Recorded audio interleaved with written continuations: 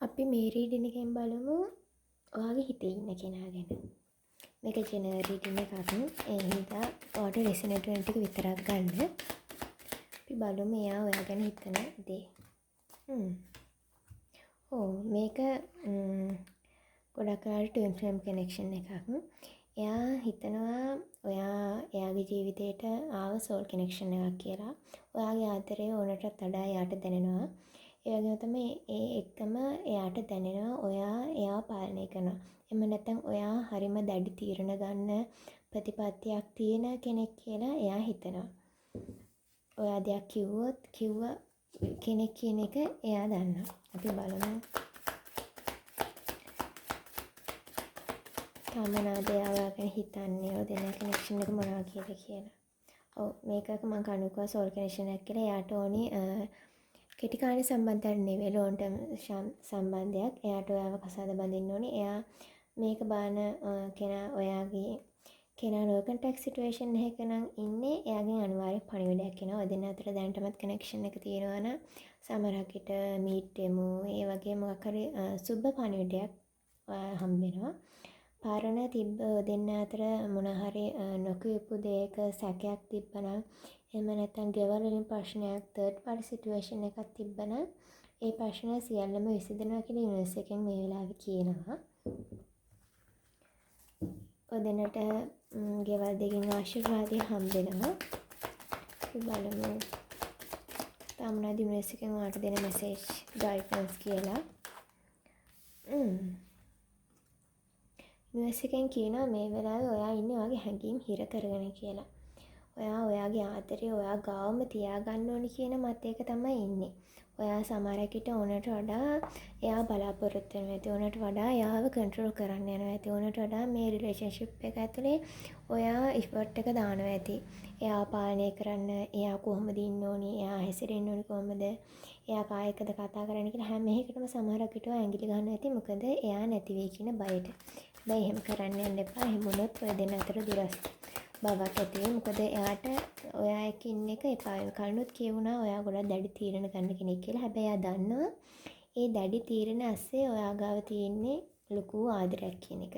සහ ඔයා soul connection එකක් ඔයා තමයි එයාගේ ජීවිතේට ගැලපෙන්නේ කියන එක දන්නවා. හැබැයි කතාවක් තිනන ඕනෙම දෙයක් ඕනට ඕනේ නැහැ කියලා ඒ හින්දා එයාව වැඩි කන්ට්‍රෝල් කරන්න යන්න එපා. මේක මම කලින් කිව්වාගේ ට්වින් ෆ්ලේම් කනෙක්ෂන් එකක්. ඔයා එයාව කන්ට්‍රෝල් කරන්න යන්න එපා. ඔයා එයාට අම්මා කෙනෙක්ට වගේ ආදරය ඇති. ඔය දෙන්න ආදරේ දරුලනවා. ඒ වගේම තමයි එයා ඉක්මනින්ම නෙක්ස්ට් ඇක්ෂන් එක ගන්නවා. සමහරක් විට ඔය දෙන්න අතර තියෙන රිලේෂන්ෂිප් එක ගෙදෙට්ට කියලා නැත්තම් එයා ගෙදෙට්ට කියනවා. එහෙම නැත්තම් ඔය දෙන්න මැරි කරන්න හිතාගෙන ඉන්නවනම් එයාගේ පැත්තෙන් ඒකට ලොකු උනන්දුවක් තියෙනවා. ලොකු ඇක්ෂන් එකක් ගන්නවා. සමහරක් වෙලාවට ඔයාගේ ගෙදෙට්ට ඇවිල්ලා එන්ගේජ්මන්ට් එක ගැන කතා කරන්න. ඔයා මේක බලන පිරිමි ළමෙක් නම්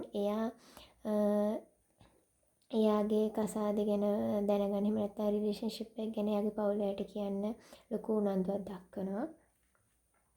ඔය දෙන්න රිලේෂන්ෂිප් එකේ ඊළඟ පියවරට යන්න හොඳ කාලයක් මේක. නෝ කන්ටැක්ට් සිටුේෂන් එකේ හිටියනම් අනිවාර්යෙන් එයාගෙන් ඉක්මනින්ම පණිවිඩයක් හම්බ වෙනවා. මොකද මේක හිතේ ඉන්න කෙනාගෙනනේ ඔයා මේක බලන ඔයා මේක ගොඩක් අය බලන නිසා එක එක සිටුේෂන් වල ඉන්න කට්ටිය බලන ඇති. සමහරක් වෙලාවට රිලේෂන්ෂිප් එකක ඉන්න කට්ටිය එක්ස් වෙනකම් බලන් ඉන්න කට්ටිය ක්‍රෂ් එක ගැන ඒ හැම සිටුේෂන් එකකම ඉන්න අය මේක බලන ඇති. ඒ හින්දා ඔයාලට රෙසිනේට් වෙන විදිහට මේ මෙසේජ් එක ගන්න. ඒ වගේම තමයි ඔයාලට පර්සනල් රීඩින් ගන්න පුළුවන්. අවශ්‍ය WhatsApp මෙසේජ් එකක් දාන්න. WhatsApp කැටලොග් එකේ ඔයගලන්ට රීඩින් පැකේජ් දාලා තිනවා බජට් එකේ හැටියට. මේක ඉදිරියට යනවා.